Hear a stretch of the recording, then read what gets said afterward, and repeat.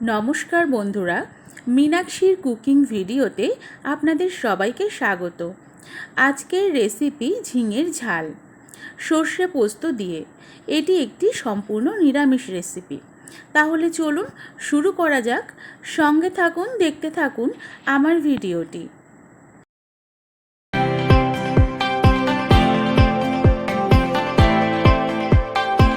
রান্নাটি করার জন্য সবার প্রথমে দিয়ে দিলাম সরিষার তেল।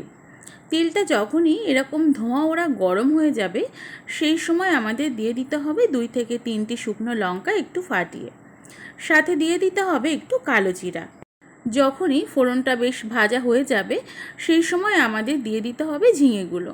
ঝিঙেগুলো কিন্তু আমি এরকমভাবেই কেটে নিয়েছি, আর সম্পূর্ণরূপে খোসাটাও ছাড়িয়ে নিতে হবে। আর 2 মাথাটা অল্প অল্প চিড়েও নিয়েছি। তাহলে সমস্ত ঝিঙেগুলো কড়াইয়ের ভিতরে দিয়ে দিলাম। যথারীতি ঝিঙেগুলো তো এবার ভাজবো। ঝিঙে ভাজার সময় কিন্তু আমাদের বেশ কয়েকটি কথা মাথায় রাখতে হবে। যেমন লবণ দেওয়া যাবে না, ঝিঙেটাকে ঢাকা যাবে না, আর গ্যাসের ফ্লেমটাকে কিন্তু অবশ্যই ফুল রেখেই আমাদের ঝিঙেগুলোকে ভেজে নিতে হবে। ঝিঙেটা তাহলে ভাজা হোক, সেই সময়ের মধ্যে মশলাটা প্রিপেয়ার করে নিয়েছি 2 চামচ পরিমাণ সাদা সরিষা, 2 চামচ পরিমাণ নিয়েছি পোস্ত, 7 থেকে 8টা কাঁচা লঙ্কা, আর ঝিঙে যে পরিমাণে আপনারা ব্যবহার করবেন সেই পরিমাণে নিয়ে নেবেন আদা কুচি। এবার সব কিছুর একটা মিহি পেস্ট বানিয়ে নেব। এদিকে ঝিঙেটাও আর একটু উল্টে পাল্টে আমাদের ভেজে নিতে হবে। ঝিঙেটা কিন্তু বেশ মাঝামাঝি ভাজা হয়ে এসেছে। এবার তাহলে মশলাগুলো দিয়ে দিই। সবার প্রথমে দিয়ে দিলাম আমি প্রয়োজন মতো হলুদ। আর এদিকে ঝালের জন্য তো আমি কাঁচা লঙ্কা ব্যবহার করেইছি, দেখতেই পেলেন। তাই এখানে একটু ব্যবহার করছি কাশ্মীরি রেড চিলি রঙের জন্য। সব কিছুকে এবার তাহলে মিশিয়ে দিই। এদিকে কিন্তু আমার সেই মশলার পেস্টটাও বানানো হয়ে গেছে। এবার দিয়ে দিচ্ছি একটু মরিচ গুঁড়ো। মরিচ গুঁড়োটা কিন্তু অপশনাল, আপনাদের ইচ্ছা না হলে আপনারা নাও দিতে পারেন। আর আমি কিন্তু এখানে কোনো জিরা ধনিয়া গুঁড়ো আমি ব্যবহার করব না। মরিচ গুঁড়োটা যথারীতি আমার দেওয়া হয়ে গেছে। এবার ঝিঙের ভিতরে দিয়ে দিচ্ছি সেই পেস্টটি। এই পেস্টের ভিতরে যেহেতু আদা আছে, পোস্ত আছে, কাঁচা লঙ্কা আছে, তাই অল্প কিছু সময়ের জন্য আমি এই তেলের উপরে মশলাটাকে কষিয়ে নেব।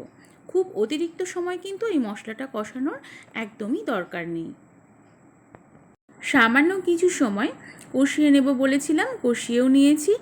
এবার মিক্সির জার ধুয়ে যেটুকু জল হবে সেইটুকু জলই কিন্তু আমি ব্যবহার করছি। এই রেসিপিতে কিন্তু খুব একটা জলের ব্যবহার হয় না।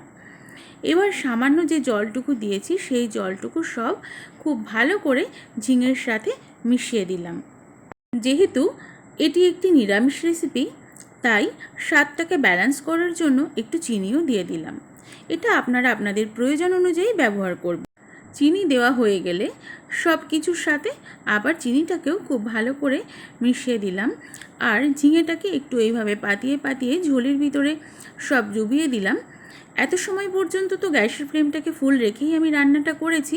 এবার যেহেতু ঢাকা চাপা দেব, তাই গ্যাসের ফ্লেমটাকে একদম স্লো করে দিলাম।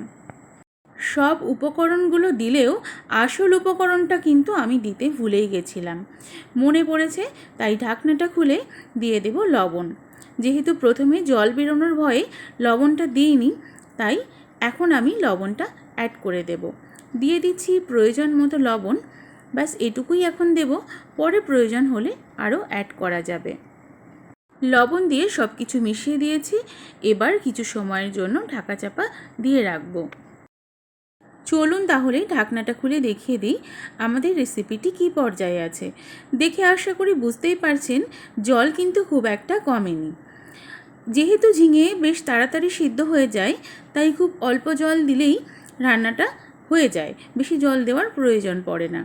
এবার গ্যাসের ফ্লেমটাকে করে দেব ফুল। যদি মনে হয় আরও একটু শুকিয়ে নেওয়ার দরকার, একটু গ্যাসের ফ্লেমটাকে ফুল করে দিলেই ঝোলটা শুকিয়ে নেওয়া যাবে। তাহলে হয়ে গেল আমাদের রান্নাটি কমপ্লিট। এবার গরম গরম ভাতে শুধু পরিবেশন করারই অপেক্ষা। যাই হোক, রান্নাটি যদি ভালো লাগে অবশ্যই আমার ভিডিওতে একটি লাইক করে দেবেন, আর আমার পেজটি ফলো করে দেওয়ার অনুরোধ রইল। দেখা হচ্ছে পরের ভিডিওতে আরও সুন্দর কোনো একটি রেসিপির সাথে।